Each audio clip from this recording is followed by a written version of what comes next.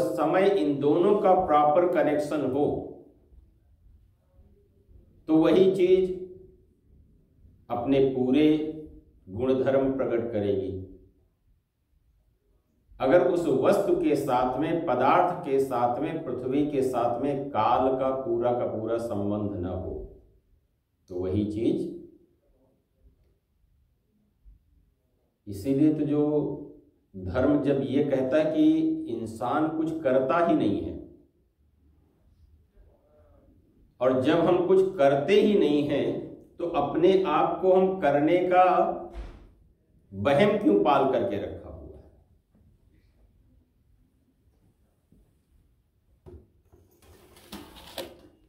अब ये सोचो कि दाल हम बनाते हैं कि अपने आप बन जाती है।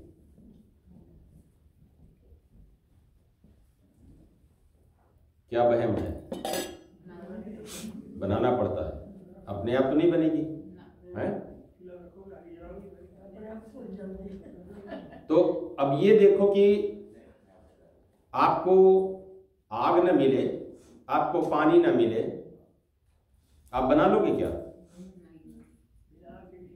तो कौन बनाता है? पानी में हमने जैसे रख दिया किसी चीज को, वो सोक कौन कर रहा है? हमने कुछ किया उसमें, केवल रीअरेंज कर दिया। केवल जिसको जिसके साथ में रखना है उसके साथ में हमने केवल रख दिया, बाकी सारा काम किसने किया? पानी ने किया, आग ने किया। अगर हमको वही काम करना पड़े तो कर सकते हैं क्या? और फिर भी क्रेडिट कौन लेता है कि दाल बहुत अच्छी बनी है?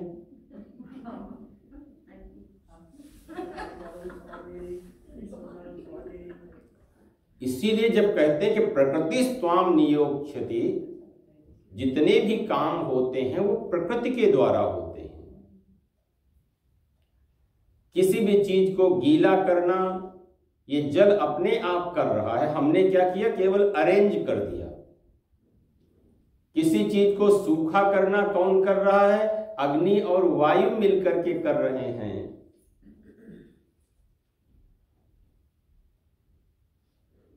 भ्रम अपने मन में हो जाता कि नहीं देखो ये हमने ये किया, कि हमारा काम केवल क्या था कि उन चीजों को उनके पास में मिला दिया,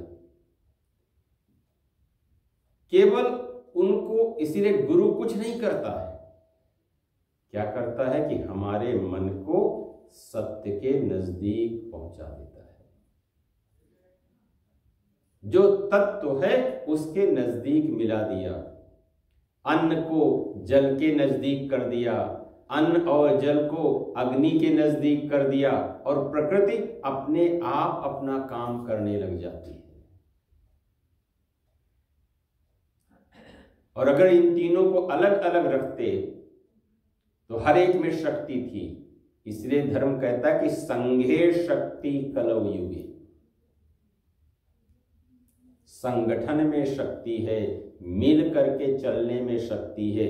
अपने शरीर में इतने सारे एलिमेंट्स है, इतने सारे तत्व हैं, सबके सब एक साथ मिले हुए हैं, तो अपने को एक जगह शक्ति लगती है। अगर अपना दिमाग कहीं और हो, सेंसेस कहीं और हो, बुद्धि कहीं और हो, तो क्या होता? स्ट्रेस क्या है? कभी देखा कि माइंड और बॉडी के बीच में कनेक्शन गैप बढ़ गया, माइंड कहीं और स्टक हो गया है और हम कहीं और पे हैं, बीच की दूरी बढ़ गई। तो जहां पे हमारा माइंड स्टक हो गया वही थॉट बार बार रिपीट होता रहेगा, और वही चीज हमारे लिए स्ट्रेस का, चिंता का कारण बनने लग जाती है। तो जितनी भी शक्तियां हैं, जितनी भी एनर्जी है, जितनी भी पावर है, वो किसके पास में है? धरती के पास में है, जल के पास में है, अग्नि के पास में है, वायु के पास में है, और आकाश के पास में है।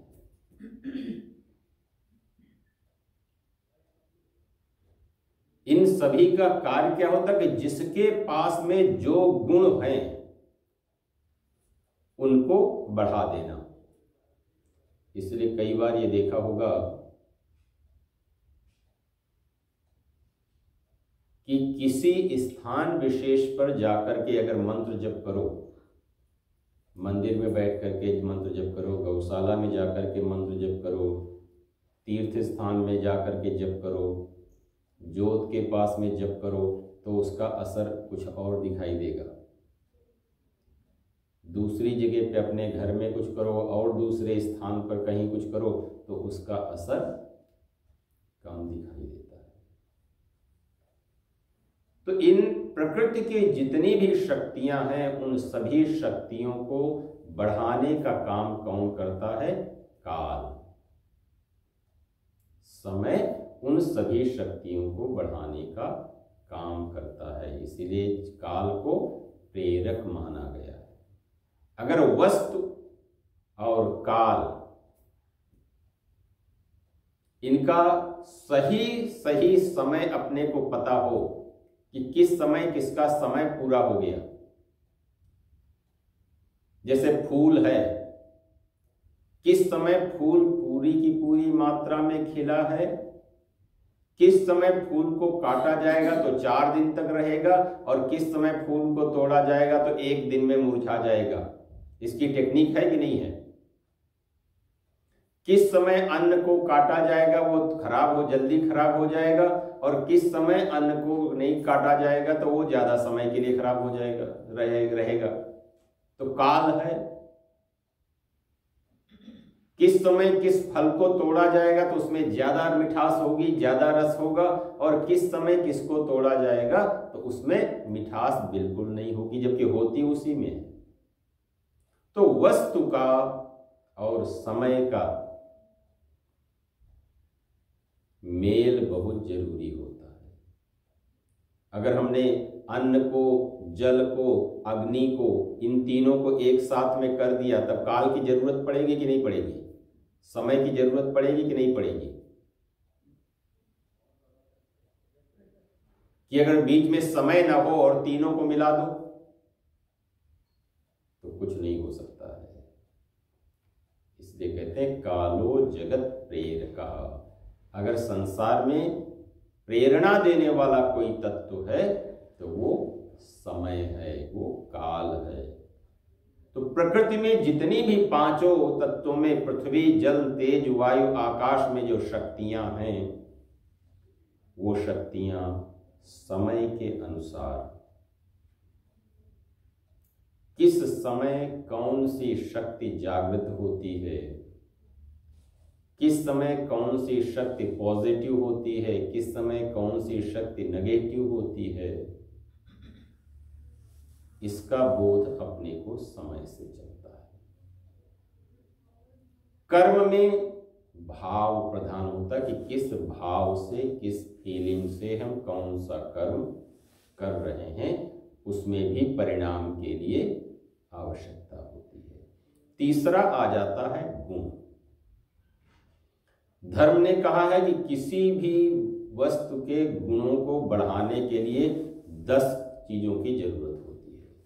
आगमोपह प्रजा देशा कालः जन्म च कर्म च ध्यानम मंत्रोथ संस्कारो दशैते गुण हेतवः। ये 10 चीजें जो है वो गुणों का कारण है। पहला आगम। आगम माने शास्त्र। शास्त्र से क्या होता है? गुण बढ़ता है।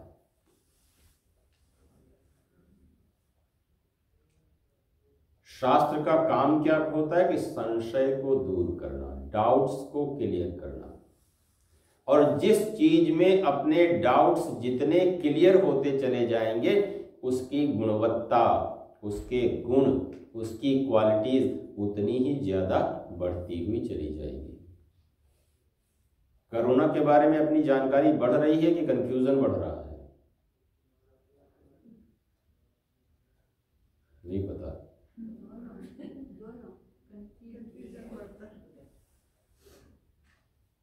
क्योंकि शास्त्र का काम होता है, आगम का काम होता है कि किसी भी विषय के संशय को, डाउट्स को, कंफ्यूजन को दूर करना। और जिसके बारे में जितना कंफ्यूज्ड होंगे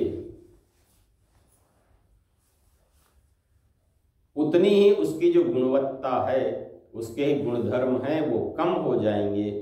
और जिसके बारे में जितना स्पष्ट होंगे, क्लियर होंगे, अवेक होंगे, उसके गुण उतने ही ज्यादा बढ़ जाएंगे।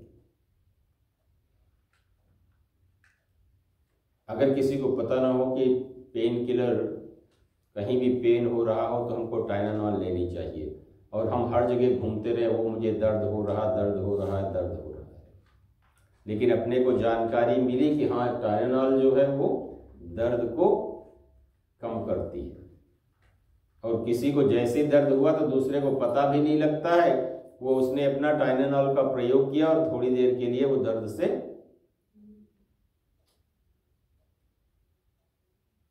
तो जो जानकारी है, शास्त्र का काम क्या होता है कि किसी भी वस्तु के विषय में हम जिस भी दिशा में जाना चाहते हैं, जो करना चाहते हैं, उसके बारे में आज तक जिन लोगों ने भी प्रयास किया उसकी जानकारी का लेखा जोखा है। तो पहला आगम, शास्त्र क्या करता है कि गुणों को बढ़ाने का काम करता है। जितनी भी प्रामाणिक जानकारी, सही जानकारी जिस जिस विषय की अपने पास में होगी और वो एक्सपीरियंस में आती चली जाएगी, अनुभव के साथ में चलती चली जाएगी। जैसे कई बार हम क्या करते हैं कि हम खुद नहीं समझते, हम सोचते कितने लोग कह रहे हैं, उसके आधार पर हम उसको सही या गलत मानते हैं। धर्म कहता है कि लोगों की कहने के आधार पे न चलो, अपना एक्सपीरियंस उसमें ऐड करो, क्योंकि आपका अपना अनुभव जो है वो लाखों लोगों के कहने से ज़्यादा इम्पोर्टेंट है, ज़्यादा इफेक्टिव होगा। लाखों लोग किसी चीज को कहते रहें, लेकिन आपका अपना अनुभव क्या कहता है उसके बारे में। कोई कहे कि एप्पल बहुत अच्छा है, लाखों लोग कहेंगे कि एप्पल बहुत अच्छा, अगर हमको उससे एलर्जी हो। हमारा एक्सपीरियंस ये है कि जब भी एप्पल खा रहे हैं उसमें गले में हमको खराश हो रही या और कुछ हो रहा है, तो लाखों लोग कह रहे हैं कि हाँ बहुत अच्छा है, लेकिन हमारे लिए अच्छा नहीं है। और ये कब अपने को पता चलेगा? जब हम उसका प्रयोग करेंगे, जब हम उसको अपने अनुभव में लेकर के आएंगे, जब हम उसको अपने एक्सपीरियंस में लेकर के आएंगे। अनुभव से पता चलता है कि ये चीज हमारे लिए कितना काम करती है और कितना काम नहीं करती है। कई बार देखा कि कुछ लोग एक्सरसाइज करने के चक्कर में अपनी मसल्स पुल कर लेते हैं, कहीं और कुछ कर लेते हैं, ब्रेक कर लेते हैं, और हर कोई ये कहेगा कि एक्सरसाइज करना बहुत अच्छी चीज है। तो हुआ क्या कि हमको उस चीज के बारे में पूरी जानकारी नहीं थी, हमने मनमाने तरीके से उस चीज को करना शुरू किया, जिससे वो चीज फायदे की जगह पे हमें नुकसान देने लगी। जितनी भी वस्तुएं हैं वो सभी हमारे लिए बड़ी अनुकूल थी, लेकिन हमको उसके बारे में ये जानकारी नहीं थी कि अगर हम चीनी खा रहे हैं तो कितनी खानी चाहिए, घी खा रहे हैं, तला हुआ खा रहे हैं तो कितना खाना चाहिए, नमक खा रहे हैं तो कितना खाना चाहिए। इसी को कहते हैं कि मात्रा। गीताकार कहते हैं कि मात्रा स्पर्शास्तु कौन्तेय शीतोष्ण सुख दुखदाः। जो वस्तु की मात्रा डिसाइड करती है कि वो हमें सुख देगी या दुख देगी, वो हमारे लिए गुणकारी होगी या हमारे लिए दोषकारी होगी, या हमारे लिए हीट जनरेट करेगी या बॉडी को काम करेगी, रिलैक्स करेगी। ये डिसाइड वस्तु से ना हो करके वस्तु की मात्रा से होता। मात्रा स्पर्शास्तु कौन्तेय शीत उष्ण सुख दुखदाः। मात्रा के माध्यम से, क्वांटिटी के माध्यम से वस्तु के गुणधर्म बदल जाया करते हैं। अपने शरीर की क्षमता और वस्तु की मात्रा, इन दोनों के बारे में देख लिया, समझ लिया, और अपने को जब पता चल गया कि हाँ इतनी मात्रा हमारे लिए पर्याप्त है। कई बार ये देखा कि पानी भी तो नुकसान करता है कि नहीं करता है। अगर लिमिट से ज्यादा पी लो, ओवर वाटर अगर ड्रिंक कर लिया जाए, जितना किडनी फ्लैश काउंट करेगा, किडनीज करेंगे। अगर हमको 2 लीटर पानी पीना है और एक दिन में हम 10 लीटर पानी पी जाएं, तो हर चीज की मात्रा कि उससे हमको सुख मिलेगा या दुख मिलेगा, ये निर्धारित करती है। धर्म ये कहता है कि जब भी किसी वस्तु का प्रयोग किया जाए, तो वस्तु से सुख लेने की स्थिति आए, तो ये जरूर ध्यान रखा जाए कि किस वस्तु की कितनी मात्रा हमारे लिए सुख देने वाली है, कितनी मात्रा हमारे लिए दुख देने वाली बन जाएगी। प्राणायाम सुख देने वाला भी बन जाता है, दुख देने वाला भी बन जाता है। अगर भस्त्रिका कपालभाति अपनी लिमिट से ज्यादा करने लग जाओ, अगर कोई कहे कि हम 1000, 2000, 3000 एक दिन में करना शुरू करेंगे, तो क्या होगा कि जो इंटरनल नर्व्स हैं वो धीरे धीरे ड्राई होने लग जाएंगी। वही वस्तु सुख की जगह पे दुख देने लग जाएगी। जितना अपना शरीर है उसके लिए अगर 10 किलोमीटर चल लिया जाए तो उतना आराम से इस शरीर के लिए अनुकूल है, लेकिन हर एक के लिए नहीं। अगर अपने को अर्थराइटिस है, घुटनों में पेन है, दूसरी चीजें हैं, हम 10 किलोमीटर चलने के लिए जाएं तो अपने लिए समस्या खड़ी हो जाएगी। तो मात्रा स्पर्शास्तु कौन्तेय शीतोष्ण सुख दुखदाः। इसलिए कई बार कोई लोग अगर एक माला जप करते हैं और उससे पूछोगे इफेक्ट क्या आ रहा है, बोलते कुछ नहीं आ रहा है। इसका मतलब क्या कि मात्रा कम है। अगर हमने एक टाइनानॉल खाई और पेन में कोई अंतर नहीं पड़ रहा है, तो इसका मतलब क्या है कि जितनी मात्रा में हमें चाहिए उतनी मात्रा में हमें उस चीज की आवश्यकता नहीं पूरी हुई है। तो अपनी मात्रा देखनी होती है अलग अलग समय में कि वस्तु और व्यक्ति के साथ की मात्रा क्या है, और मात्रा ये निर्धारित करेगी कि उस वस्तु से हमें सुख मिलेगा या दुख मिलेगा, शांति मिलेगी या अशांति मिलेगी, शीत होगा या उष्ण होगा। तो जो गुण होते हैं, गुणों को बढ़ाने के लिए सबसे पहला 10 जो कारण बताए गए, उनमें से जो पहला कारण बताया गया आगम, दूसरा अपह, आगमोपह, अप माने जल। जल जो होता है वो किसी भी वस्तु के गुणों को बढ़ा देता है। अगर दवाई हम बिना पानी के खाएं तो, भोजन बिना पानी के हो, तो जल क्या करता है, किसी भी वस्तु के गुणों को बढ़ा देता है। प्रजा, पब्लिक, समाज, ये गुणों को या दोषों को बढ़ाने का, जिसकी वो प्रशंसा करने लग जाएंगे। ब्रांड नेम क्या है? पब्लिक के तो किसी ने इंस्पिरेशन किया और सब लोग कहने लगे ये बड़ी अच्छी, ये बड़ी। लोग तो आजकल पैसे दे करके भी कहने लग जा रहे हैं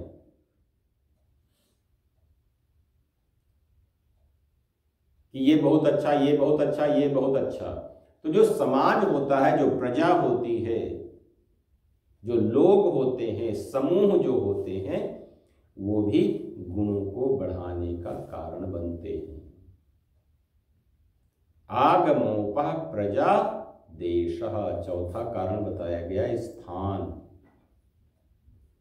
किसी स्थान विशेष पर जाकर के अपने गुण बढ़ते हैं और किसी स्थान विशेष पर जाकर के अपने गुण कम होने लग जाते हैं।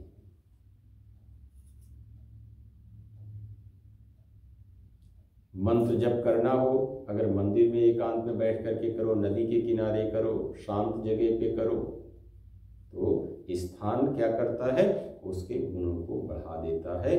और यदि प्रतिकूल स्थान होता है तो वो उन्हीं गुणों को कम कर दिया करता है। कालः पांचवा है, समय भी गुणों को बढ़ाने का या कम करने का कारण हुआ करता है। अपने शरीर में जितनी भी क्वालिटीज हैं, जितनी भी एबिलिटीज हैं, वो किसके कारण कम या ज्यादा होती हैं? काल के कारण, समय के कारण। ये शरीर जवान हमारी वजह से होता है या कि काल की वजह से होता है? अच्छा, अपनी वजह से नहीं होता है। लेकिन हमको तो यही पता था कि शायद हम जवान अपनी वजह से हो रहे हैं। आप कह रहे हो समय की वजह से, और बूढ़े अपनी वजह से होते हैं कि समय की वजह से होते हैं?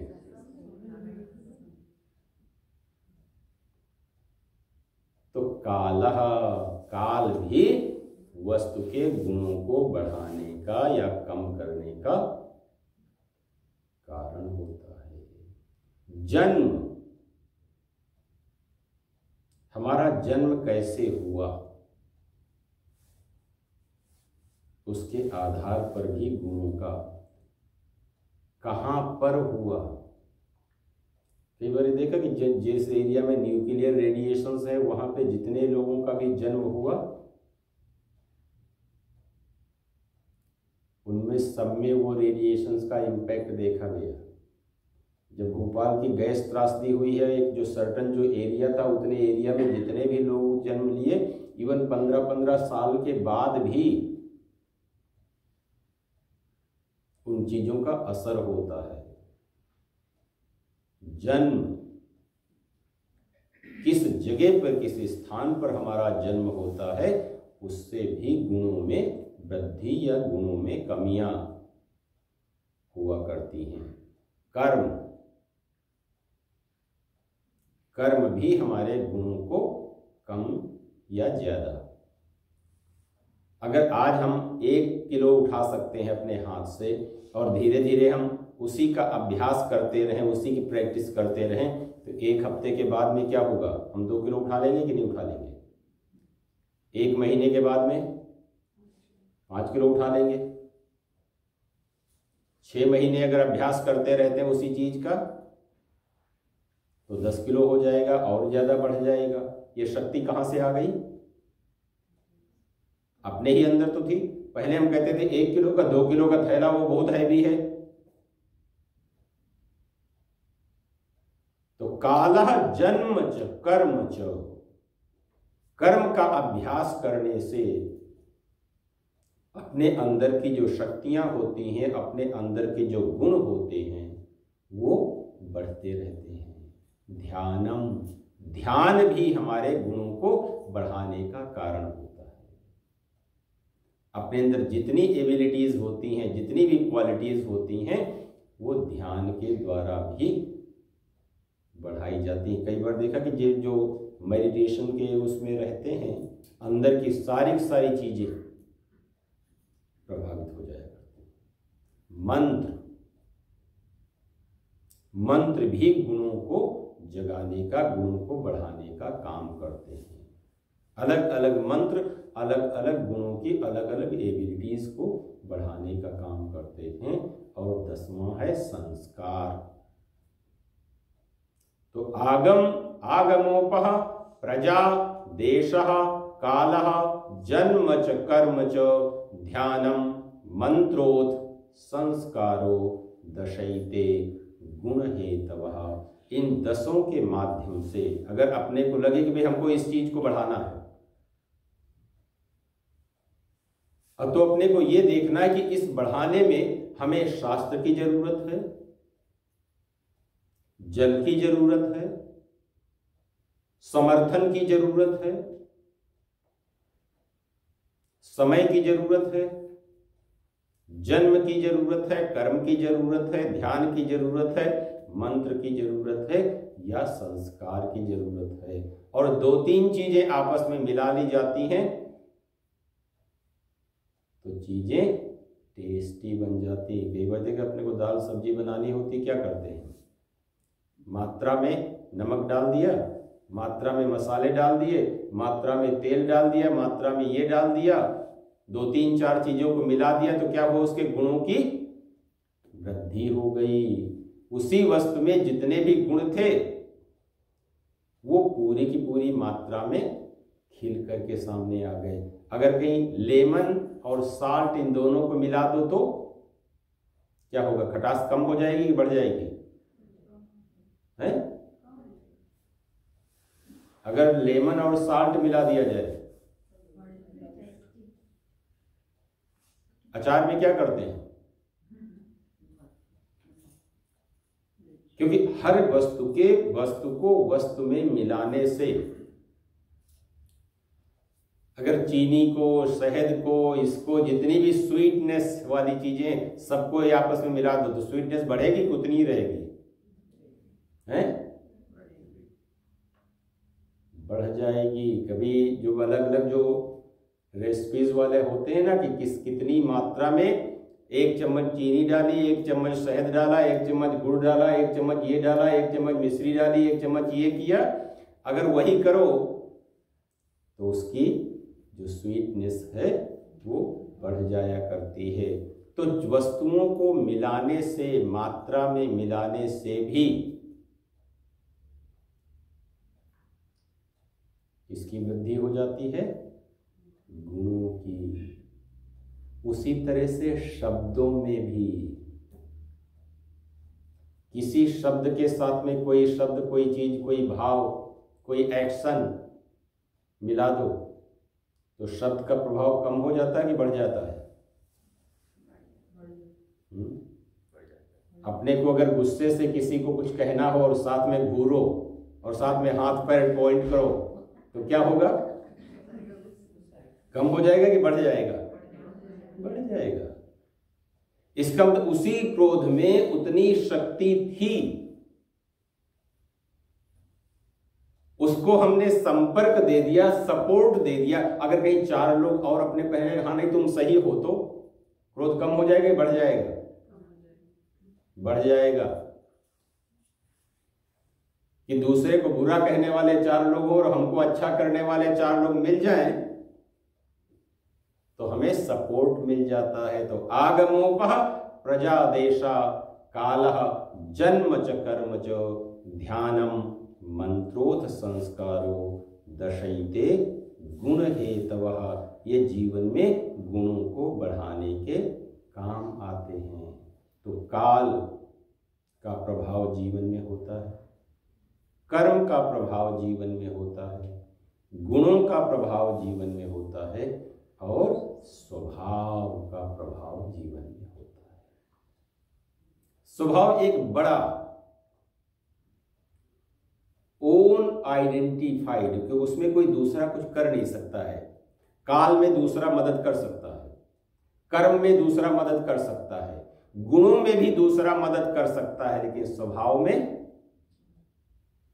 कर सकता है कोई? कोई नहीं कर सकता।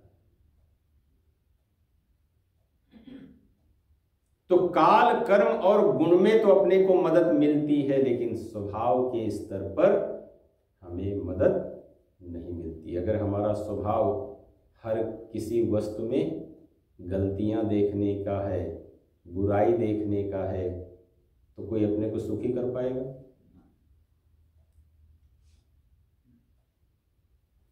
तो इन तीनों में काल में सहयोग मिल जाएगा, कर्म में सहयोग मिल जाएगा, गुणों में सहयोग मिल जाएगा, लेकिन स्वभाव में सहयोग प्राप्त नहीं हुआ करता है। इसलिए जीवन में कहते हैं कि स्वभाव ही सुख दुख का निर्धारण करता है कि हम कितने सुखी होंगे या कितने दुखी होंगे। और जब भी हम स्वभाव के ऊपर काम करना शुरू करते हैं, स्वभाव को एनालाइज करना शुरू करते हैं, तो 2 चीजें देख लीजिए कि स्वभाव में और आदत में कितना अंतर है। इंट्यूशन से क्या आ रहा है और ऐड क्या हुआ है। खाने के बाद चाय पीना हमारा स्वभाव है कि आदत है? पक्का? खाने के साथ में अचार, पापड़, आदत है कि स्वभाव है?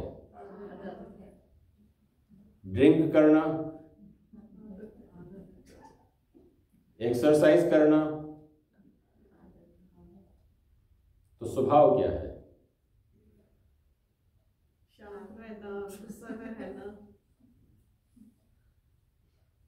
अब ये देखो कि गुस्से में आना, क्रोध में आना, ये स्वभाव है कि आदत है?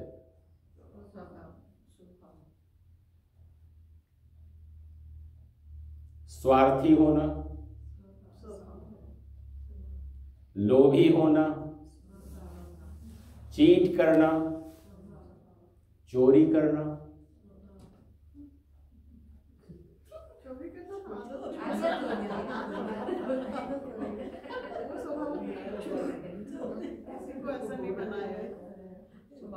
स्वभाव है।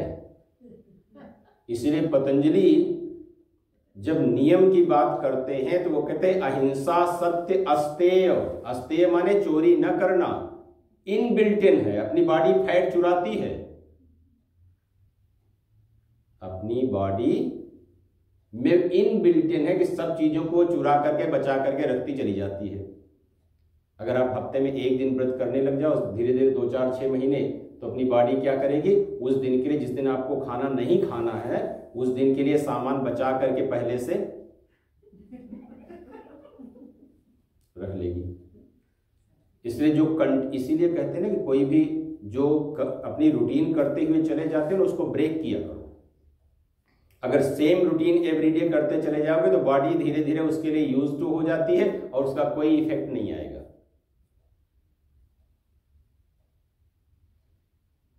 इसलिए बॉडी को अलग अलग लेवल पे सॉफ्ट दिए जाते हैं।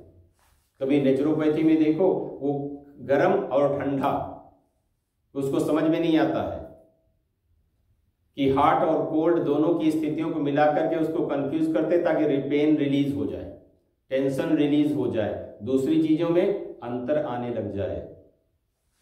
तो जब भी स्वभाव के ऊपर काम किया जाता है उसमें अपने को यह देखना होता है कि आदत और स्वभाव, क्योंकि आदतें एडिशनल है, जो स्वभाव है वो हमारा नेचुरल है। आदत जब तक बाहरी सपोर्ट रहेगा तब तक आदत हमारी काम करती रहेगी, और जैसे ही बाहरी सपोर्ट अगर नहीं मिलेगा तो वो आदत छूट जाएगी। लेकिन स्वभाव